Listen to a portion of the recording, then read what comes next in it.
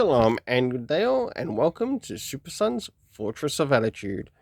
And in this week's Super Sun's Fortress of Attitude, yes, we are covering Adventures of John Kent. No, I am not going to call it what it says there, but I am going to call it The Adventures of John Kent, because this is not John Samuel Kent. And this is also laying down some foundational things for me as well, which I'm presently working on in an article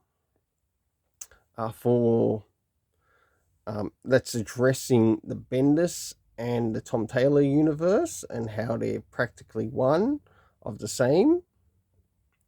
But moving into first things first, as you can see here, we have the cover. I have decided to pick up a variant cover to this. But you probably won't see that until maybe the next upcoming comic book haul. So first things first, does this cover in any way, shape or form connect to something that is happening inside with the story? It does, to which we do get the appearance of Ultraman up against this particular John Kent, to which I give it a 7 out of 10. It would be a little bit higher, but I'll get to that later. So now it's time to move into the art in relation to the story. And I think with this, I'll just go through the whole story. I think it'll be so much better, as I'll be able to cover many things that are sort of like necessary in the story, and also some things that really could have improved the story. So as the story begins, we get to see what happened to this Bendis boy, John Kent, in the volcano. And if it's one thing that Tom Taylor really doesn't bring across in this, it's that if this Ultraman was meant to be as abusive as sort of made out in the comic, it doesn't come across. Yeah, I can understand verbal abuse, but don't you think that there should have been an outtake of physical abuse played on this John Kent too? It would make more sense in regards to later pages and panels. So as we jump back into the present, we return to the Fortress of Solitude.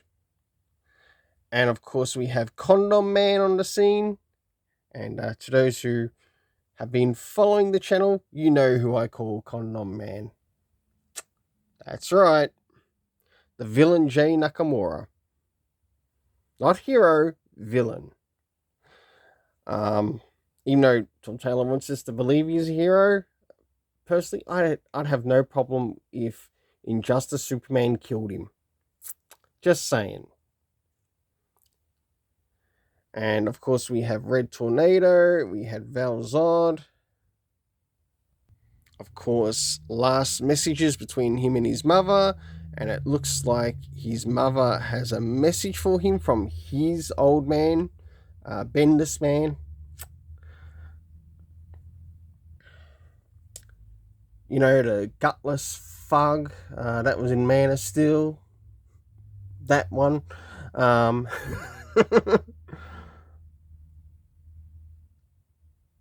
And of course, last couple of moments together, including with his villain, or his favorite villain, Jay Nakamura.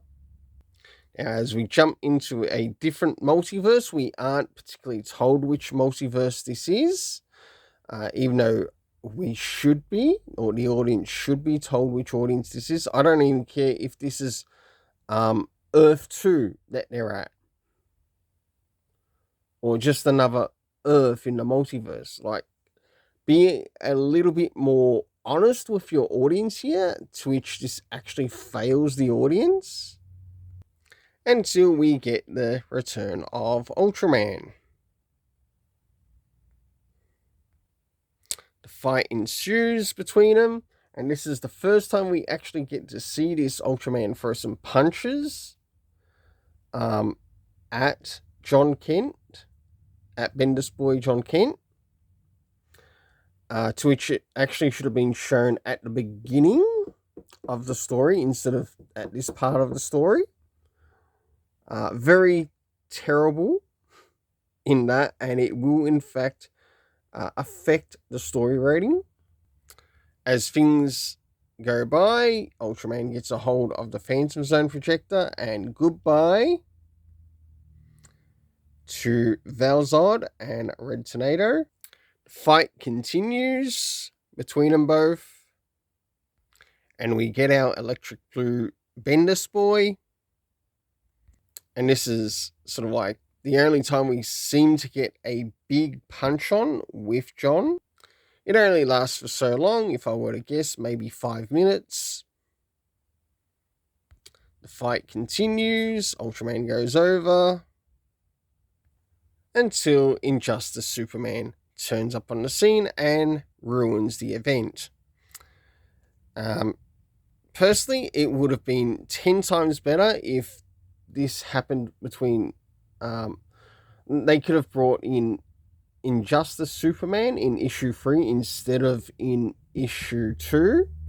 It would have made much more better sense. But seeing that this is a 6-issue run, taking into account that no doubt Tom Taylor wanted to rush this, but I want to say this, his rushing of this has paid a price on his storytelling.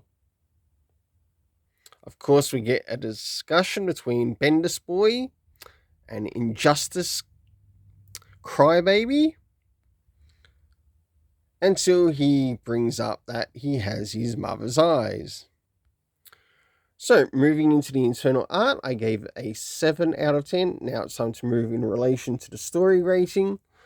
First things first, did we get anything covering comic book references, considering how long Tom Taylor has been writing comics, and also this John Kent related stuff, such as Son of Kal-El? No, we didn't. But we did get these things. First is the area of time, to which we got years. We didn't get an indication as to how many years, but it was just written as years. Very lame as to how it was done. It could have been way better. The next thing is now, to which that address brought us into the Fortress of Solitude. The locations we had were, of course, Earth 3, to which we got John get non-abused. Yeah, when it should have shown him being abused. Again, it did not state it, but you knew it was that particular Earth. We had the Fortress of Solitude, and, of course, the unknown Earth location, to which we had no idea where the hell it was. Should have been put in there, and therefore brings in a loss of points. The cast of characters consisting of Ultraman, John Kent Bendis Boy, Lois Lane, Condom Man, aka Jay Nakamura, Val Zod, Red Tornado, and of course, Injustice Crybaby Superman. For the overall rating in this, I give it a 5 out of 10, which would fall into Fool's Gold quality, or begin to fall into Fool's Gold quality. I think out of curiosity, I do want to see where issue 3 takes things. Even though I did not like how issue 2 went in regards to this Ultraman event. I think it was very terrible, very short-lived. And we never really got to see any actual abuse of John Kent under Ultraman. We'll see you again at Super Sons Fortress of Attitude.